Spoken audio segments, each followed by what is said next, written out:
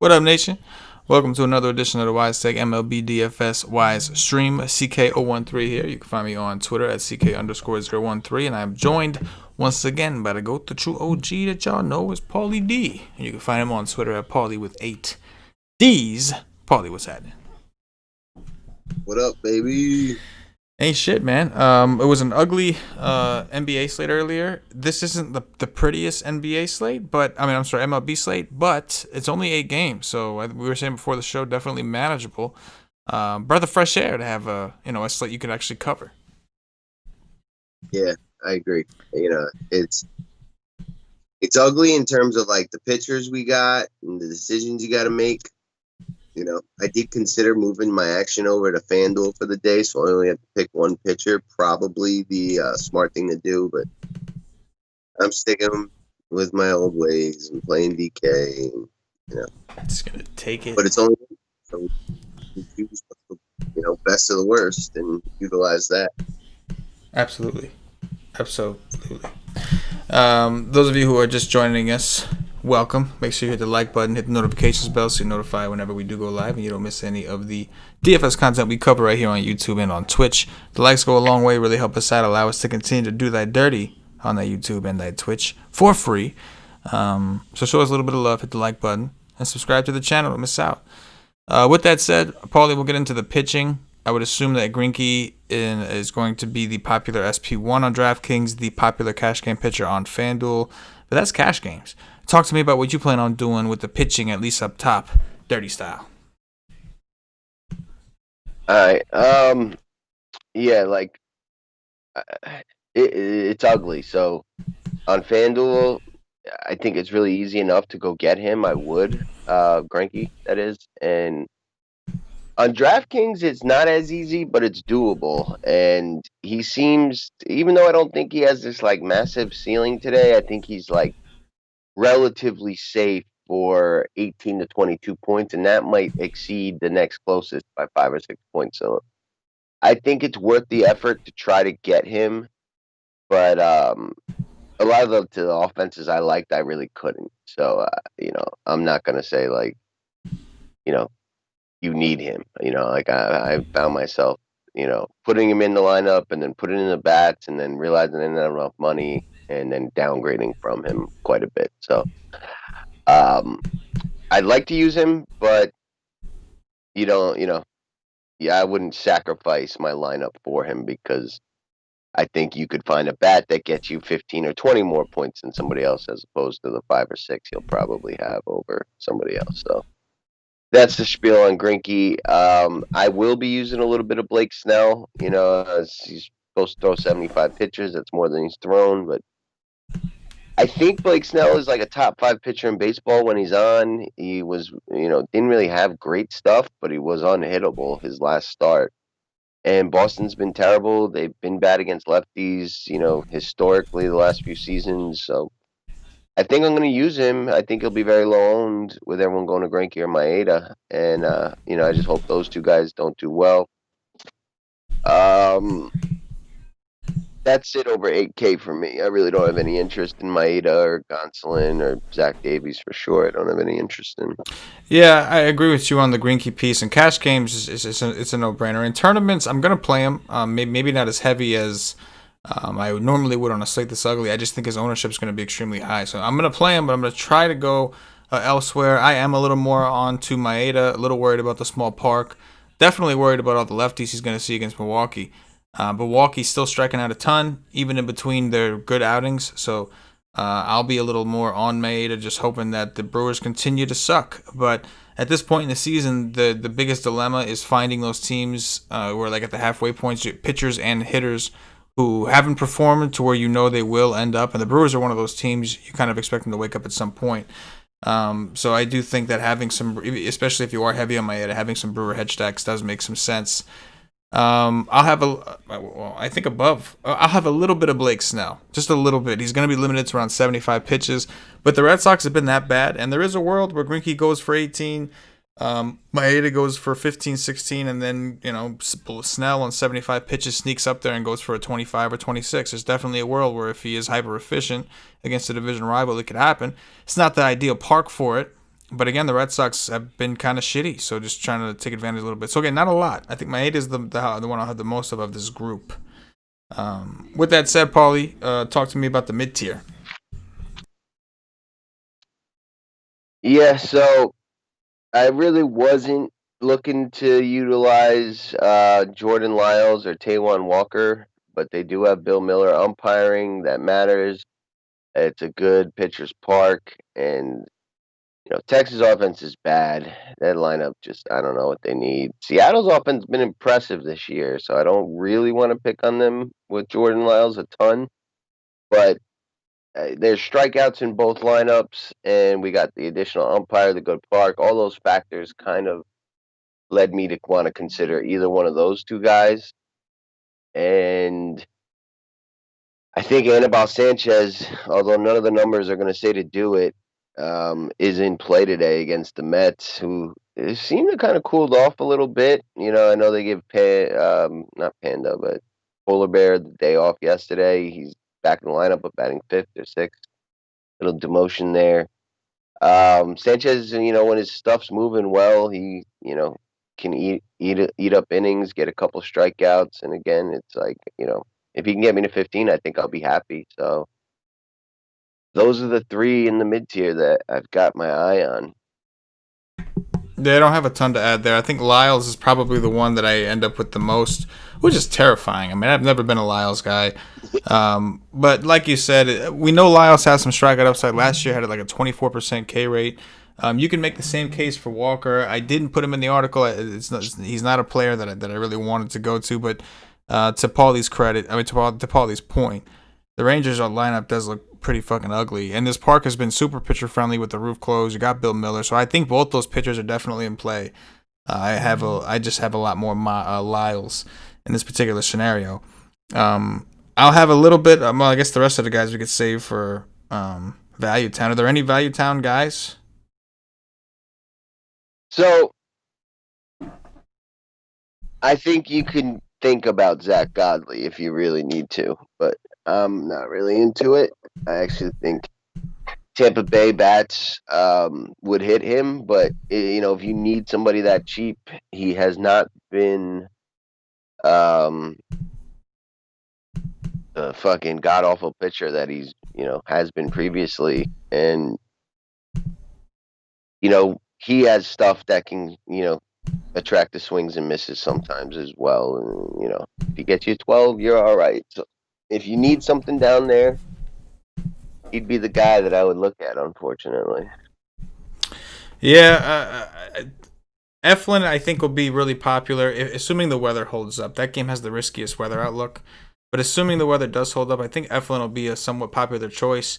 I talked in my article about potentially using him in cash games for a block, but I really have no interest in playing a ton of him. I'll play a little bit just to have, because I'm doing 40 teams on DraftKings, so I'll have a little bit. But not a guy that I'm taking a stand on. In fact, I'll have more Baltimore Orioles stacks against him, which we'll talk about in the hitter section. Really, the only punt that I think is kind of interesting, aside from Walker, who we talked about a little prematurely probably, but Giseleman is 4K on DraftKings. If you think this pitching slate is just awful and you don't really want to, maybe you like Greinke, but you don't like any of the other options, Giseleman's not stretched out now, but they did say that they're going to stretch him out over time. So I think that they'll kind of let him go if he's capable. He's only 4K. So if he gets you like an 8 or 9, that would be, I think, a best case scenario. Well, maybe a 10 is a best case scenario. But that's only if you're comfortable. If you really think that all these other pitchers suck and you're only going to get a 15 at best from these other dudes, then you can't consider him, I think. But aside from that, I'm with you. I'm pretty much like at the guys up top, and then 1 or 2 mid-tier guys that I'm into. Did we talk about Masahiro Tanaka? No. What are your thoughts on him as a Yankee fan? I think he's viable. I don't know how deep he's going to go. There are strikeouts in this lineup. They have been striking out. No Acuna, so there's certainly positives. He's looked really good, Tanaka, when he has thrown. But it is Yankee Stadium, powerful offense, and he gives up 1 or 2 runs, you're kind of fucked because he's not going to have that many more pitches to, make back those points. Hard to see him really shutting down the Braves the whole time. You know what I mean? I think the risk is too much for what you're getting. Yeah, I don't disagree. There's definitely risk there, but I also think that you're getting some of that risk in his price. Tanaka on this slate, you would have thought Tanaka would have been somewhere, in the mid eights, just based off of not having a ton of options. He's only thrown, I think the most he's thrown is 59 pitches, so he's very similar to Blake Snell. The difference is, one, Snell has stronger strikeout stuff, but the other difference, of course, is that Tanaka's cheaper. So if he only gets the 70 pitches or whatever today, there's less of, he doesn't have to do as much to give you that return. So I'll have some, but I'm with you. The only reason I would be crazy heavy on Tanaka if he wasn't on a pitch count. That's the only kind of like killer. Sucks. Let's get into the bats, Paulie. Talk to me about some of the offenses you're looking at. I am looking at the Houston Astros against Trevor Cahill and the bad part of the Giants bullpen. Don't think he'll go that far, whether it's because he get lit up or because he's on a pitch count. Mostly a sinker ball guy. I thought he was ran out of baseball, but apparently he's back in our lives. I think the Houston Astros are kind of heating up. Bregman, Gurriel, give me some Springer. Always going to play Tucker against a righty. This guy Tucker is just a giant. He's going to hit massive home runs, and he's very cheap. So I like adding him into the stack. Yeah, Reddick batting second for cheap. No Altuve, which is fine. I hate spending like $5K plus on Altuve anyway. But Springer, Bregman, Gurriel, Correa, Tucker, Reddick, like the Astros quite a bit. Like the Dodgers today as well. We haven't had that breakout Dodgers game. We don't have their lineup just yet. Oh, no, it's out. Okay, so Peterson, Bellinger, Betts, Turner. Strong lineup, up and down. We want to target the lefty power like Bellinger, Peterson, but, once Davies is gone, there's other arms in that bullpen like Chris Stamen and shit that give up power to righties. And Zach Davies is a sinker baller, and the Dodgers crush sinkers. So I just think that there'll be a couple home runs today from the Dodgers. Next game up is Milwaukee, Minnesota. I like the bats on both sides. Milwaukee has experience with Maeda. They're a much better offense than they've shown. They're like the perfect GPP offense where when they do go off, it's going to be a lot of home runs. And guys like Yelich, Avi, Justin Smoke, Ryan Braun, Omar Narvaez, all capable of hitting the ball out of the park. They have been running when they get on base too. Hayura, Yelich can steal some bags. And then Minnesota, power against a lefty. Mitch Garver, Nelly Cruz, Miguel Sano. Byron Buxton been red hot, so if you use the Twins, include Byron Buxton as well. Those are the four, and I like Baltimore as my fifth and final. Hanser Alberto, Santander, Ruiz, Nunez, Dwight Smith, and Chance Sisco at catcher. All, love lefty power against Eflin, especially in Philly. And then Philly's bullpen has a problem with lefty power even further. The lefties and Renato Nunez and Hanser Alberto from Baltimore are what I have interest in as well. Yeah, assuming that game goes off, again, there is some risk there, but assuming it goes off, it's my favorite game for offense. I like both sides. I like the Philly side a ton against, what's his name? But LeBlanc. LeBlanc's been just awful so far. He's the guy that spent most of his career in pitching parks. Since playing for Baltimore, he's given up 4 home runs and 11 earned runs in 3 games. The Phillies have a bunch of power, obviously, from both sides of the plate, but on top of that, we got a Baltimore bullpen that's terrible. That last night they did everything they could to give that game to Philly, and Philly just wouldn't accept the win, give it right back, and we ended up having a really high-scoring game regardless. So I do like both of these offenses, assuming that the weather does hold up. At the end of the show, I'll go ahead and see if there's any kind of updates on that. After that, I actually have interest in the Mets. I know you were talking about Anibal, and there's certainly merit for Anibal Sanchez. It's the tale of two sides. If you're going to ride, Anibal's been terrible so far to start this year. He's another one. He's given up 9 earned runs and 4 homers in just 2 games. We have really good hitting environment in New York. It's just a matter of if you think that Anibal is going to switch, because he's not that bad. So is he going to switch it over at some point, and we see the progression today, which is where I think Paulie's headed? Or do we see him continue to kind of ride this little slump until he fixes it, say it's not today? And in which case the Mets could be an offense that could be low-owned and take advantage of how bad he's been. The San Diego Padres were another team that I kind of had on my list. On the other side of that Dodger game, I think both of us kind of feel like there's going to be runs in that game, right? And so it's interesting that you had sided with the Dodgers, I sided with the Padres, and it's mainly because I'm not a fan of this Gosselin dude in the majors. I just haven't been impressed with them, and the Padres have just been hot.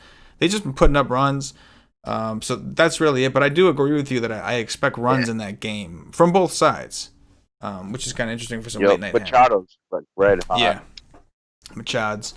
Last team, you hit on them already. The Twins, Brewers, we talked about already, but the Twins certainly in a good spot against Lauer. Lauer, another one, man. He's pitched for San Diego. He's been comfortable in that pitcher's park out there. Now he's in Milwaukee, a very hitter-friendly park. And he's going up against a team that has a bunch of lefty masters, Miguel Sano, Nelson Cruz, obviously. We got Mitch Garver playing today. Would have liked to have seen Kepler in their lefty-lefty. They went with Rosario instead, but it's fine. Bullpen will come in at some point. So the only downside to me that I didn't like about the Twins and the Padres were the bullpens against them are really good. The Dodger bullpen off to a really good start this year, one of the lowest xFIPs. And same thing with the Brewers. That was the one hang-up I had with those teams, but I'm still going to kind of go to war with those in conjunction with the other ones we talked about. But just dirty styling it up that way all day. We're going to get into some questions, but first, we're going to pick out some home runs. Paulie, you go first. Who's going yard? I'll take Christian Yelich. I like that call. I'll go with Nelson Cruz. A little more obvious, I know, but doing it. Doing the dirt. Give me Jock Peterson. Jock, I will go with Fernando Tatis. Love that kid. Yes, he's awesome. I'll take Alex Bregman. I like that call. And I will go with, assuming the game takes place, I'll go with Dwight Smith Jr. from Baltimore. All right, let's get into some questions. A lot of sticky icky talk in the beginning. Shout out to David Torrey. R for Dodger says this slate is ugly, but he's doing the dirties today. Yes, sir. You go do those dirties. You do that every day. Every day's a dirty day. Let me see. R for Dodger, favorite 2 tournament stacks. So you had to pick two stacks. Who are your favorite 2? Houston and probably Milwaukee. Mine's probably Philly, Baltimore. Just like I would probably, if I'm building one team and I have 2 teams to stack, I probably just game stack that game and call it a night. We did see as far as the weather in that game, it was upgraded. It was orange earlier by Kevin Roth, the DFS meteorologist. It's now yellow. It says heavy rain has faded into lingering showers. Those lingering showers will eventually fade to nothing, just enough upstream for a late start or delay, but he expects they play the game, whether it be after the rain stops completely or play through a little bit of light rain. But that's good news for that game in general. So, dirties will be done. I don't see any other questions. So I guess the nation. Oh, here we go. Artful Dodger, do you like Milwaukee over the Dodgers? Yeah, I do. I think the Dodgers have more upside, and I prefer their matchup. But I think especially for tournaments, the leverage that Milwaukee offers makes them a little more attractive for me. Peeling, if you will. All right, now I don't see any other questions, so we're gonna get up out of here, nation. Hit the like button on your way out if you haven't already. It really helps us out, as we said earlier on the NBA show. We'll be back at it tomorrow. Pretty good slate. Go get dirty. Go have some fun. Paulie, anything in closing before we get up out of here? No. Get dirty. Go have fun. I like that. Let's do it. For Paulie D, for myself, the entire Wise Take Nation, as always, good luck. Yeah.